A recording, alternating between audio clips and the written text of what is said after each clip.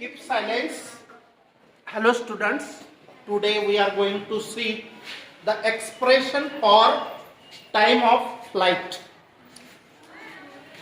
What is time of flight?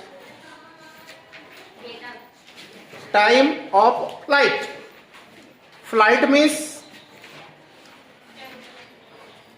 जिथून तो निघाला प्रोजेक्टाईल आणि तो जमिनीवर पोचेल परत, म्हणजे ग्राउंड लेवललाच जिथून निघाला ते पण लँड, जिथं पडणार ते पण लँड, आणि जेवढा वेळ तो हवेत राहतो टोटल, त्याला म्हणायचं टाइम ऑफ फ्लाइट. म्हणजे इथून निघण्यापासून तर इथपर्यंत पोचेपर्यंत जो वेळ लागेल त्याला म्हणतात time of ascent, time of flight. आणि याच्यात दोन टप्पे, हा टोटल टाइम जो आहे त्याला टाइम ऑफ फ्लाइट म्हणणार, पण इथून इथं चढायला मॅक्झिमम हाईटला पोचायला जो वेळ लागेल त्याला म्हणतात टाइम ऑफ असेंट. असेंट आणि डिसेंटचा मिनिंग माहिती की नाही? असेंट म्हणजे चढाव, डिसेंट म्हणजे उतरणे. मग हा इथून इथं पोचायला जो वेळ लागेल, टाइम लागेल, that is time of ascent. आणि इथून इथपर्यंत पोचायला जो वेळ लागेल त्याला टाइम ऑफ डिसेंट असं म्हणतात. आणि total time of ascent plus time of descent is the T capital. It is called as time of flight, total time. मग त्याच्यासाठी आपल्याला हे डेरिव्हेशन, हा फॉर्म्युला मिळवायचा आहे. Very important. प्रॉब्लेम्स न्यूमरिकल्स असतील याच्यावर. आता क्वेश्चन कसा आहे बघा. Obtain an expression for the time of flight of A projectile, 3 marks. बरोबर. आता हे डिस्क्रिप्शन मी काही जास्त लिहिलं नाही, हे आपण कालचीच फिगर यूज करतोय. आता कालच्या फिगर मध्ये काय आहे, एक प्रोजेक्टाईल आपण प्रोजेक्ट केलाय, म्हणजे प्रक्षेपित केलेला आहे. प्रोजेक्ट मीन्स प्रक्षेपित केलेला आहे. तो असा जाऊन इथे येणार आहे. मग आता व्हेलॉसिटी, सुरुवातीची जो व्हेलॉसिटी असेल त्याला सोडण्यासाठी तो u असतो, आणि u चे दोन कंपोनेंट, हा ux आणि हा इथपर्यंत uy. त्याच्यानंतर अजून पुढे गेलो तर त्याची व्हेलॉसिटी चेंज होणार आहे, ती कमी होईल की नाही, कारण ग्रॅव्हिटी त्याला खाली खेचते. म्हणजे याच्यापेक्षा u पेक्षा ही व्हेलॉसिटी, ही इनिशियल व्हेलॉसिटी जास्त असते, ही कमी असते. परत या v चे दोन कंपोनेंट, एक ux आणि दुसरा vy. बरोबर. आता हा v बाहेर आहे बघा, पाथच्या बाहेर आहे. हा v पाथच्या आतमध्ये. बारकाईने लक्ष द्या. इकडे हा ux, इथं vy नाही, तो वरती गेलाच नाही, फक्त तो इकडेच टर्न मारला, म्हणून फक्त हा ux असेल. काय असेल? ux. कारण आता इथे ux हा प्रत्येक ठिकाणी ux जो आहे तो सेम आहे. ux काय आहे? हॉरिझॉन्टल कंपोनेंट जो ux आहे तो सेम आहे. हॉरिझॉन्टल ux तो किती असतो? u cos θ. आणि व्हर्टिकल जो असतो तो u sin θ. आता एखाद्याला cos θ आणि sin θ कुठून आणले, एखाद्याला डाऊट येत असेल. हा काल वेळ पण नव्हता, आता ती गोष्ट सांगतो मी. इकडे लक्ष द्या. चुप चला ना. तर समजा हा एक वेक्टर आहे बघा, हा u वेक्टर आहे. याच्या एक्स ऍक्सिस वर जो परपेंडिक्युलर ड्रॉ केला, लक्ष द्या इकडे, हा ux, आणि इकडे जो परपेंडिक्युलर टाकला आपण त्याला म्हणणार uy. बरोबर. हा uy, आपण uy, हा ux आहे, हा ux आहे. हे तर माहिती की नाही, u चे दोन कंपोनेंट, जसे a चे ax आणि ay. ax चे a चे a, हा a राहिला असता तर ह्या ax, हा ay राहिला. मग तसा हा u आहे, velocity, initial velocity, component velocity जो वेक्टर. मग याचे दोन कंपोनेंट, आणि इथे अँगल किती आहे? थीटा. आता बघा, तुम्हाला uy पाहिजे, हा पाहिजे, हा. तर कसं फाइंड करणार uy? कोणता रेशो घेणार थीटाला? साइन का कॉस? अपोजिट आहे ना, थीटाच्या अपोजिट आहे ना. Opposite upon hypotenuse sine. मग हा अपोजिट, हा पण यू आहे की नाही? याचा अपोजिट यू आहे, मग साइन रेशो कसा घेणार बघा, लक्ष द्या. साइन ऑफ थिटा कसं लिहिणार? Sine of theta uy upon hypotenuse म्हणजे u. मग या u ला इकडे घ्या आणि uy कसा लिहू शकणार तुम्ही? uy is equal to u sine of theta. हा कसा आला? असा आला. हा बघा u साइन थिटा. काल कोणी प्रश्न नाही विचारला पण मला सांगायला वेळ, म्हणजे माझ्या डोक्यात भरपूर प्लॅनिंग असतं की हे प्रत्येक गोष्ट एक्सप्लेन करायची असते. एखादा पॉइंट राहून जातो तो तुम्ही विचारायचा असतो, नाही समजलं तर. समजलं? मग तसंच आपल्याला ही साइड पाहिजे, ux पाहिजे. हे समजलं की नाही? कसं आलं? आता ही साइड पाहिजे आपल्याला, कोणती? ux. मग थिटाची ux ही साइड कशी? ऍडजस्टंट आहे. ऍडजस्टंट कोणत्या रेशो मध्ये येतो? कॉस मध्ये येतो. मग या थिटाचा कॉस रेशो लिहिण्याचा प्रयत्न करा. कॉस ऑफ थिटा काही ऍडजस्टंट अपॉन हायपोटेन्यूस म्हणजे ux अपॉन u. समजलं? हा u इकडे घ्या, हा u इकडे घेतला आणि हा आहे ux. मग ux ची व्हॅल्यू किती आली? u cos of theta. हे बघा ux is equal to u cos theta, horizontal component.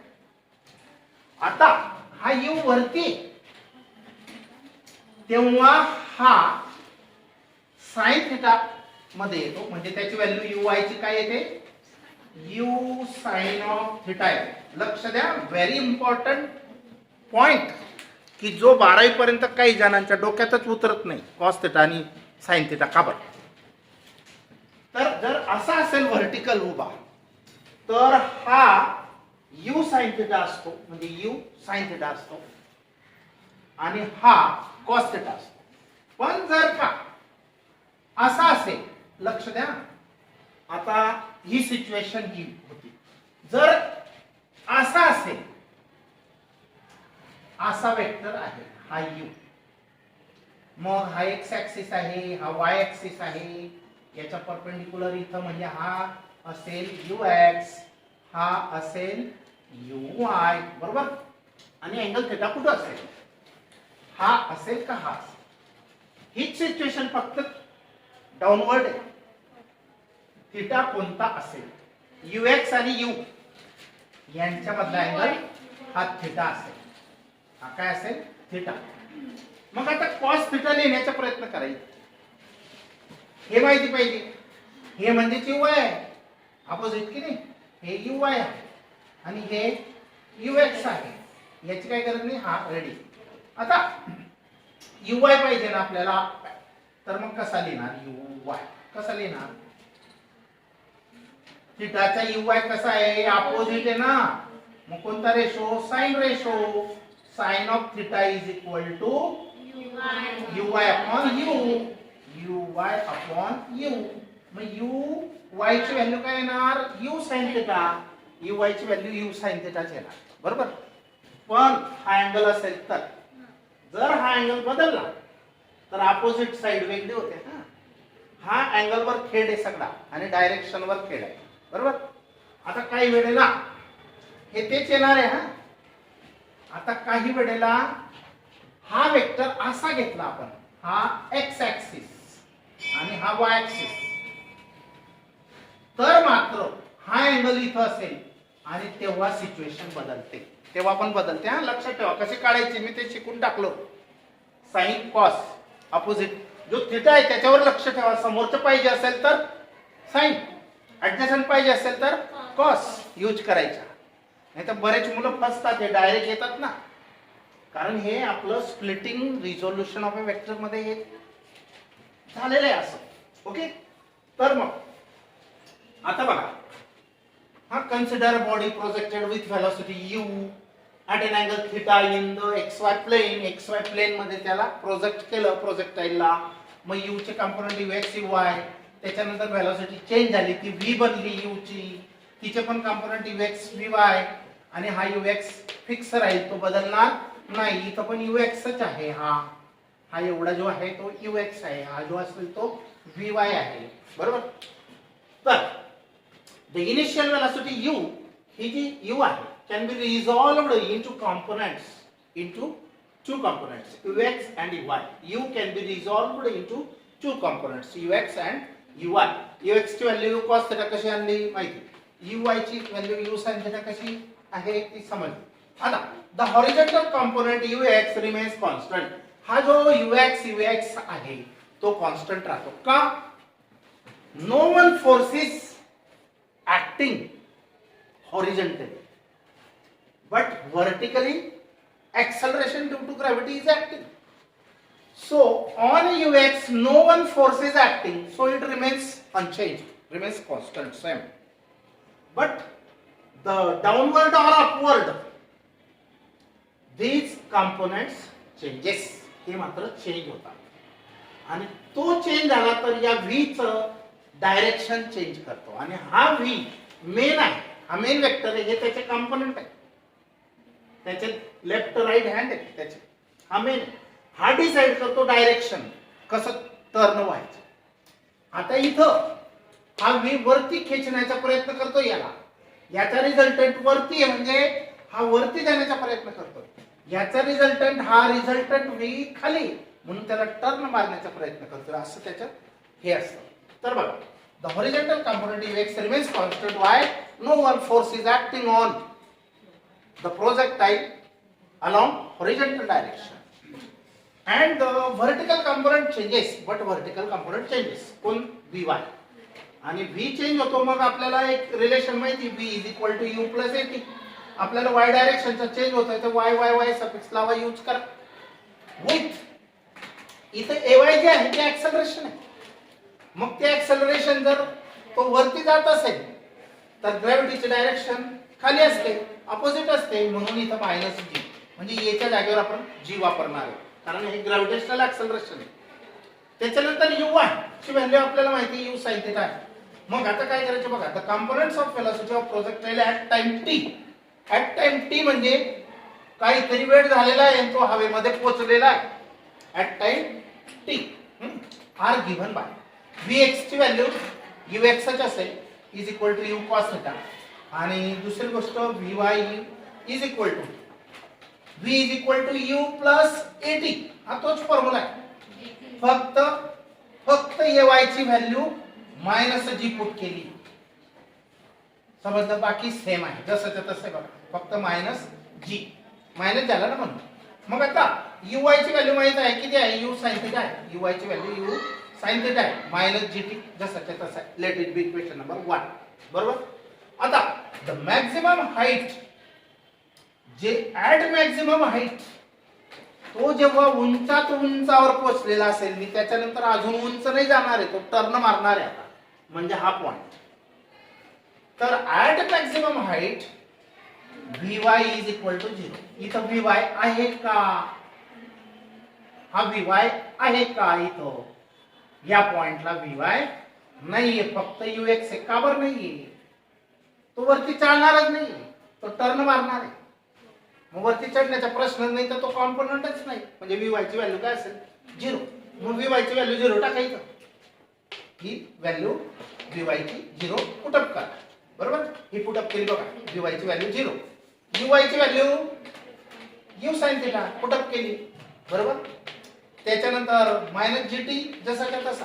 पण हा जो टाइम आहे याच्यातला gt मधला t हा मॅक्सिमम हाईटला पोहोचेपर्यंतचा वेळ आहे म्हणजे टाइम ऑफ असेंट एक सफिक्स आहे बघा. टाइम ऑफ असेंट कुठून आणलं, बाय फर्स्ट याच्यावरूनच बनवलं. टाइम ऑफ असेंट t हे समजलं की नाही. vy ची व्हॅल्यू 0 का पुट केली, at maximum height the projectile is not going above again than that, so that component vy is 0.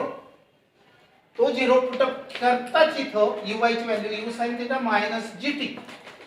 पण हा t एक पर्टिक्युलर टाइम आहे, तो आहे टाइम ऑफ असेंट, त्याला काय म्हणतो आपण टाइम ऑफ असेंट. मग आता ह्याच्या ta साठी सिम्प्लिफाय करायला म्हणजे काय करायचं, ह्याला इकडे gta आणला आणि एक साइडला u sin थीटा आपलं होईल की नाही, म्हणजे याच्या इक्वल टू हा येईल की नाही. इक्वेशन याला इकडे पाठवलं म्हणजे हा राईटला लिहिला, मागे पुढे इकडे तिकडे काय फरक पडत नाही. gta is equal to u sin theta. आपल्याला ta पाहिजे, हा g डिवाइड करा u sin थीटाला, u sin theta upon g is the ta. This is called the time of ascent. The total time in air, that is time of flight. हा time of flight म्हणजे काय? Time of ascent plus time of descent. आता new syllabus बदलला म्हणून हा डिसेंटचा शब्द काढून टाकलाय त्यांनी, नाही तर मागच्या सिलेबसला हे असं होतं. And is the total time of flight. This is the time of flight. This total time is called as time of flight. मग तो किती वेळ हवेमध्ये आहे त्या वेळेला म्हणायचं टाइम ऑफ फ्लाइट. प्रोजेक्ट करण्यापासून तर लँडिंग करेपर्यंतचा वेळ म्हणजे टाइम ऑफ फ्लाइट. तर टी ची व्हॅल्यू ही आली, पण total time in year that is time of flight कसा काढतात? याचा डबल असतो. टी ए म्हणजे इथून इथं चढायला लागणारा वेळ. टी ए इथून इथला आहे फक्त, आणि इथून इथला टी डी. मग दोघं टाइम सेम असतात. दोघं टाइम काय असतात? सेम असतात. तो इथून इथं पोहोचेल तो टाइम म्हणजे टी ए, आणि इथून इथं पोहोचेल तो T D. Both are equal. मग यांचा डबल घेऊ शकतो की नाही एकाचा कोणाचा पण, टी एचा नाही तर टी डीचा. टी डी वापरतच नाही आपण. मग total time, time of flight, capital T म्हणजे total time, time of flight. हा काय असेल? Double of time of ascent असेल. आणि डबल जसाच्या तसा टी ए ची व्हॅल्यू टाकली यू साइन थिटा आपण जी, आणि हा लेफ्टला T. This is the expression और formula for time of flight. समजलं? सिंपल आहे की नाही? फक्त इथे एक दोन चेंजेस आहेत. यू वाय ची व्हॅल्यू हे इक्वेशन यूज करायचं, आणि हे तर पाठवून गेले कसे येतात ते. फक्त फिगरचं डिस्क्रिप्शन मी शॉर्ट मध्ये वेळ नाही होता म्हणून लिहिलं नाही. काय लिहिलेलं असतं की अमुक प्रोजेक्टाईल अमुक व्हेलॉसिटीने at an angle theta in the x y plane फेकला, प्रोजेक्ट केला वगैरे वगैरे. थोडंसं डिस्क्रिप्शन पाहिजे असतं. ते तर आपल्या ओन लँग्वेज मध्ये तुम्ही बनवू शकता. ओके, मेन पॉइंट्स हे लिहिणे गरजेचे इक्वेशन्स. आता डिफाइन हॉरिझॉन्टल रेंज. आता बघा आपण टाइम ऑफ फ्लाइट पहिले त्याचं पाथचं इक्वेशन पाहिलं का? इम्पॉर्टंट बोललो तो. पाथचं इक्वेशन काय होतं? It is nothing but parabola. Parabola आला बरोबर. तो पण इम्पॉर्टंट क्वेश्चन आहे. म्हणजे पाथचं झालं. आज हे टाइम ऑफ फ्लाइटचं झालं. नंतर रेंज साठीचं येईल, आणि नंतर हाईट साठीचं येईल. अजून दोन एक्सप्रेशन बाकी आहेत. सगळं विश्लेषण आहे. आता रेंज म्हणजे काय? रेंज म्हणजे काय? इथून फेकला, जिथं पडला, फेकलेल्या पॉइंट पासून, प्रोजेक्ट केलेल्या पॉइंट पासून तर लँड केलेल्या पॉइंट पर्यंत हॉरिझॉन्टल डिस्टन्स, हे आडवं अंतराला रेंज म्हणतात. रेंज. आता क्षेपणास्त्र मिसाईल्स जे बनवलेले त्यांच्यामध्ये रेंजला फार इम्पॉर्टंट आहे. तुम्ही बनवून तयार आहे, पण जिथं टाकायचे तिथं नाही पोचलं, त्याच्या पुढे गेलं किंवा आतमध्येच राहिलं चालेल का? नाही. रेंजला फार इम्पॉर्टन्स आहे. तो आपण नंतर बघणार आहे.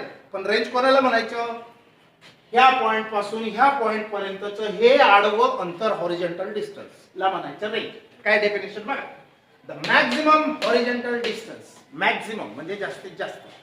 Horizontal distance travelled by the projectile is called the horizontal range of the projectile. आता मागच्या वर्षी ही डेफिनेशन, मागच्या म्हणजे सिलेबस बदलण्याच्या अगोदर ही डेफिनेशन काय होती? The distance between two points from where the projectile is projected, this point, and where it lands or comes on the ground at same level, the distance between such a two points is called as range of the projectile. आणि इथं अजून simple केलेलं आहे. The maximum horizontal distance. Horizontal बरं हे नाही, तो path आहे, हे आडवं अंतर, याला रेंज म्हणतात. आपण म्हणतो ना कधी कधी मी रेंज मध्ये नाही, मोबाईल लागत नाही. हा जो टावर असतो की नाही, ते व्हाईट कलरचे डफ सारखे रेक्टँगल सारखे लावलेले असतात. ते स्क्रीन व्हाईट कलरचे. ते काय करतात? इथून वेव जाते, येते, रिफ्लेक्ट होते. ते सांगणार आपल्याला एक चॅप्टर स्पेशल इलेक्ट्रॉनिक्सचं शेवटचं चॅप्टर, सेमीकंडक्टर्स वगैरे. हां, कम्युनिकेशन असं चॅप्टर आहे. 12वीला पण आहे ना, 11वीला पण आहे. त्याच्यात मी शिकवणार की कसं काय वेव्ज जातात येतात ते बघणार आहेत आपण. पण आता रेंजचा अर्थ माहिती आहे तुम्हाला? अगं मी रेंजमध्ये नाही, हा टावर आहे, टावरपासून त्या निघतात वरती पण जातात ते वेव, इलेक्ट्रोमॅग्नेटिक वेव, आणि तिथून जास्तीत जास्त एक गाव आहे आणि या गावापर्यंत पोहोचत आहे आणि गावाच्या बाहेर एखादा फोन लावतोय, अरे मी रेंजमध्ये मला येत नाही, फोन येत नाही किंवा जात नाही. समजलं का अर्थ? याला म्हटलं आता ही हा असं अंतर नाही, हे असं अंतर टावर पासून ते याच्यासाठी पण एक डेरिवेशन आहे रेंजसाठी. या चॅप्टर मध्ये वेगळी रेंज आहे प्रोजेक्टाईलची आहे आणि ते जे शिकणार इलेक्ट्रॉनिक्स तिथं वेगळी रेंज आहे, टावरची रेंज आहे. त्याला म्हणतात आडव्या अंतराला रेंज. हे नाही, हे कर्व असतं, पॅराबोलिक असतं. ओके, समजलं मग definition? Now here will stop.